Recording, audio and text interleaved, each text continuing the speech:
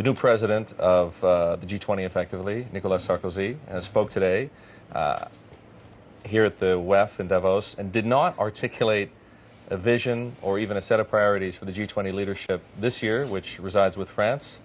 You held it last year in Canada. You disappointed that we didn't hear more? Well, I hope we will hear more. I am disappointed we haven't heard more so far.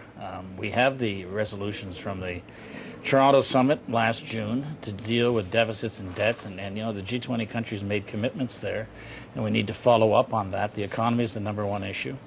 The economic recovery globally is fragile, so we need to stay on track. As you may have heard, Mr. Flaherty, Mr. Sarkozy ended up in a bit of a sparring match with Jamie Dimon, the CEO of JP Chase. Dimon said that policymakers need to focus on creating jobs and generating economic growth, and Sarkozy responded by saying, "Don't be accusatory of us," and said there will be no market economy without a minimum level of moral values. These are people, politicians on the one hand, bankers on the other hand, who are supposed to be working together to repair the world economy. Is that any way to start? It's not the best way to start, no, but you know, we are going ahead with the capital reforms, with Basel III, with effective regulation in the financial sector.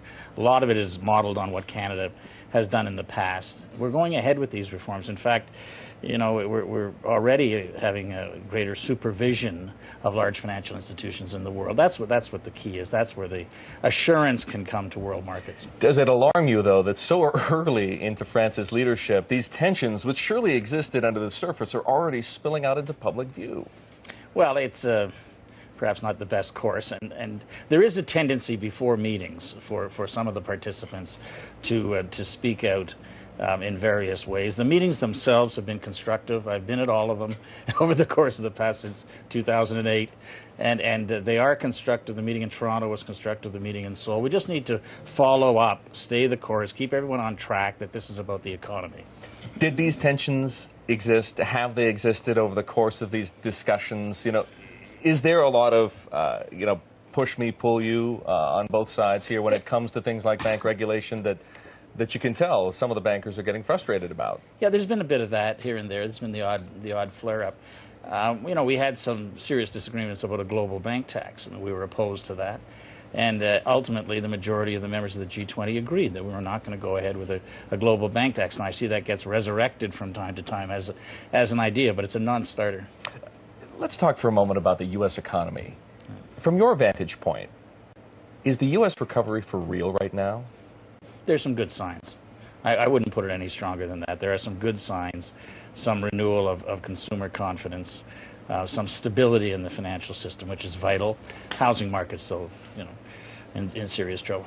George Soros was here with me earlier today and said that he expects the U.S. economy to actually begin to decelerate again as early as 2012, because the Fed is going to be in a position where it has to begin raising interest rates, and that is going to have a dampening effect on U.S. growth. If that's the case, what's it going to mean for you? What's it going to mean for the Canadian economy?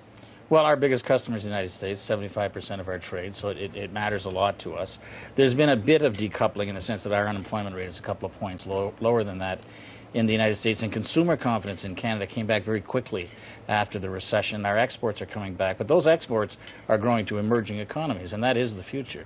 Are you inclined to agree with Mr. Soros that that's what we should anticipate once the Fed has to begin tightening monetary policy, a deceleration of growth? I actually expect to see modest growth, moderate growth in both Canada and the United States in the medium term. You saw what happened the other day in the UK, reporting an unexpected decline in fourth quarter GDP. Is that a warning sign to countries, including Canada, that you cannot take steps too radically to erase your deficit? Well, I think it's a recognition and a warning of the need for balance. You know, as I prepare our budget in Canada now this year, we're not saying we're going to balance our budget tomorrow or next year. We're not doing anything dramatic like they're doing in the UK, but they were in a different situation. So we're looking at the medium term, 2015, 2016, because you don't want to kill a recovery that's nascent. But those are their balanced budget goals as well, 2015 in that neighborhood. They have a lot farther to go than we do. They have a massive deficit and accumulated debt, and we're not in that condition. Okay, so if it isn't a warning perhaps to Canada, is it a cautionary tale for the global economy that austerity may be necessary, but if you begin to take those steps too radically, too quickly, you could end up trouble, and it could end up hurting everybody else. Yeah, I think there are really three groups of countries. There are the emerging economies that don't need to do anything. They're doing just fine, thank you. They have to watch inflation and watch the imbalances. Then a group of countries that must act, like the United Kingdom, because they got themselves in such a terrible fiscal situation. And then there are countries like Canada, Germany, that are in moderate situations. We need to take some actions, but we can achieve a balance. Let's talk about those fringe players in the EU, because they kind of fall between the cracks in those three groups.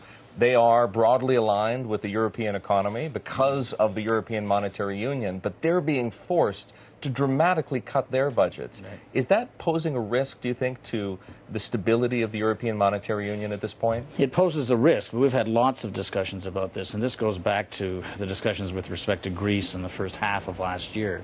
And ultimately, the Europeans, with help through the IMF, created that stability fund. But it needs to be used, and it needs to be large enough, as the TARP fund was in the United States in 2008. One of the rallying cries here in Davos this year is the idea that some of that bailout money, the stability fund, should be used to recapitalize European banks. Do you think that's a good idea? I think they needed to bail out the sovereigns that are in trouble, and that's the first thing to do. Is this crisis over? Are the Europeans out of the woods? A lot of people say, you know, we can look in the rearview mirror and feel fairly comfortable, given where the euro is trading now, that the worst is behind us. I'd be hesitant to say that. Really? Yeah, how come? I think there's still issues with respect to a couple of those countries, including Portugal, that need to be addressed. It may be that they'll sort themselves out, but we saw with Greece and we saw with Ireland, there's a tendency for these issues, if they're not solved once and for all, with large actions, to come back and haunt us. Is that to say that the EU policymakers, and I don't want it to be a he said, she said kind of a thing, but do they not get how ambitious and pervasive the scale of action needs to be to address these problems? I think they do. The challenge they have is, they have a common currency in the euro, they have a European Central Bank, but they have 20-some-odd finance ministers.